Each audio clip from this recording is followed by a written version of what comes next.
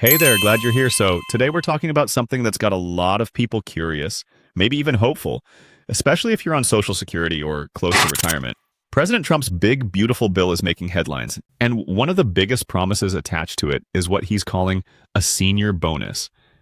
Now, that phrase has been tossed around a lot lately. No tax on Social Security, extra money in your pocket, that kind of thing. But here's the real question. What does that actually mean for you? And is it as good as it sounds? Now, here's something most folks don't know. The bill doesn't actually eliminate taxes on Social Security like Trump said during his campaign. Not completely. Anyway, what it does include is a brand new deduction up to $6,000 per person. And that's what they're calling the bonus. But, and this is important, not every senior will get it. And some might not see any change at all. So yeah, we got to break this down clearly because while it sounds great on paper, the truth is a bit more complicated. And before we really get into it, let me know in the comments. Do you think seniors should pay any taxes at all on their Social Security benefits? I want to hear your take.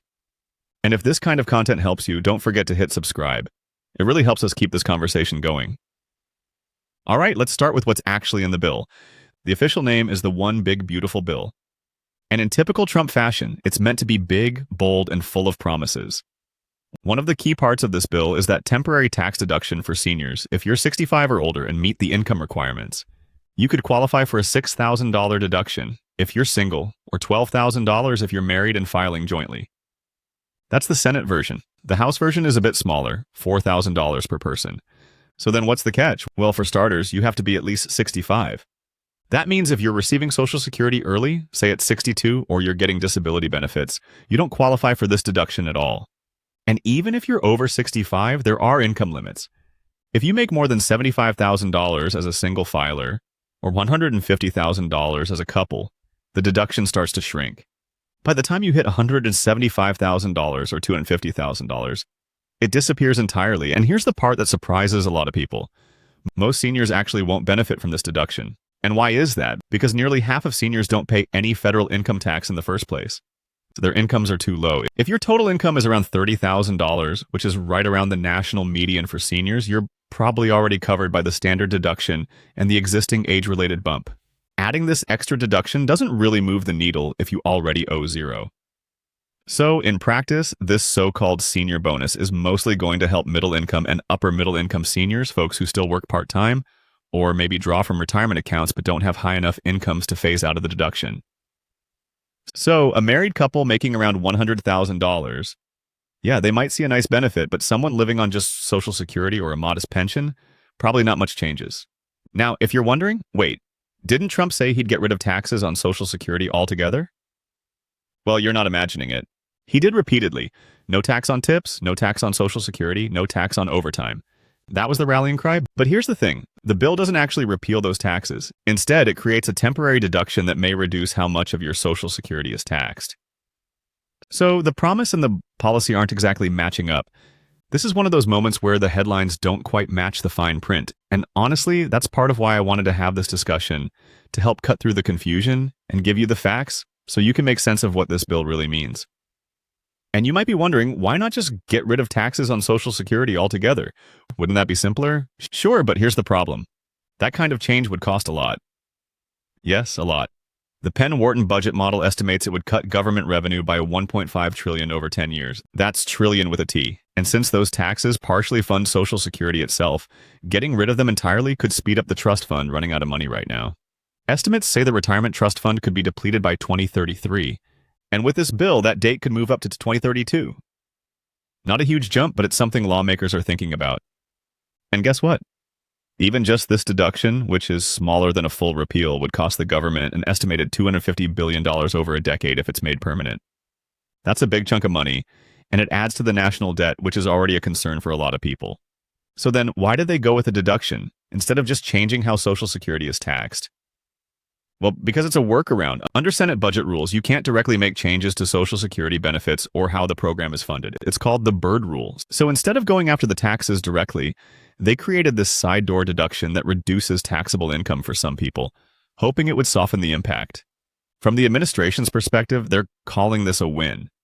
The White House has said this deduction, along with other changes in the bill, will mean that most seniors won't pay taxes on their benefits at all. They estimate that 88% of seniors will owe zero in Social Security taxes under this bill. Sound good, right? Well, the numbers can be a little fuzzy. That 88% includes a lot of people who already weren't paying any taxes. So while the deduction might help some folks, it's not really changing much for a huge chunk of seniors. Now, let's go back for a second.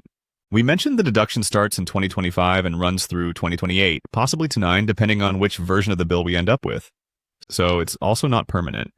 Congress would have to act again to extend it. And you know how that goes. Things can change quickly in Washington.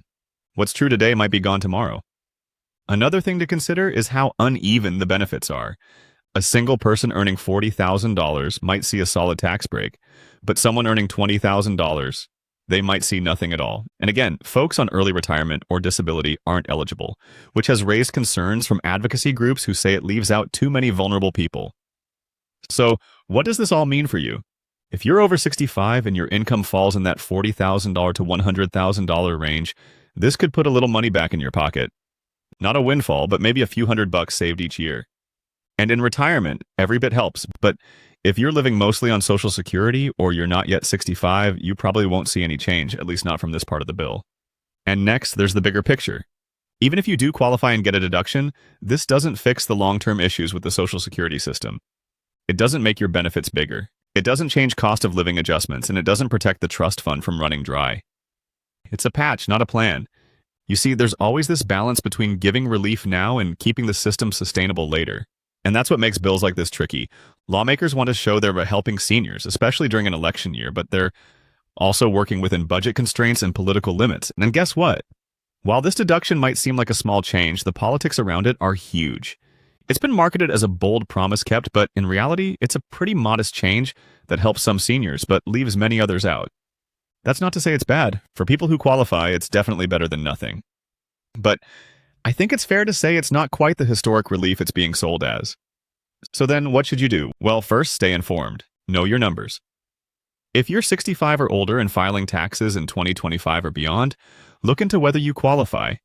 If you're not sure, talk to a tax advisor or check your income and filing status against the thresholds we talked about earlier. Also, don't assume that just because it's in the news, it'll help everyone. Policies like this are often more targeted than they seem, and the fine print matters a lot. And hey, let's keep the conversation going. Drop a comment below and let me know. Do you think this deduction is fair, or do you feel like it should have gone further? I love hearing your thoughts and stories, and honestly, your experiences help shape the kind of content I bring to the channel. If you found this helpful, hit that like button and subscribe so you don't miss future updates. Thanks for hanging out with me today, and I'll see you next time.